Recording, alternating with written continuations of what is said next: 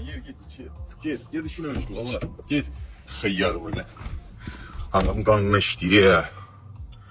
Bu cür insanlar, bu cür xiyarlar, bu cür öz yerin zibillər.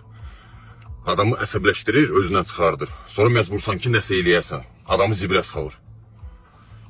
Ona görə də çalışın özünüzü bırakmayın. Manipulyasiyaya reagirovat eləməyin. O çıxsın getsin, neysə.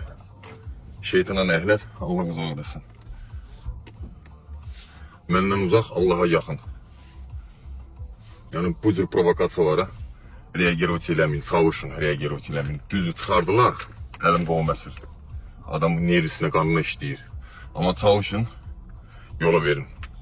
Çünkü bu cür insanlar öz yerən zibildir. Düzgün öz yerən zibildir. Bu beləsindən uzaq olmaq lazımdır. Götürdüm, indi neyiniyim?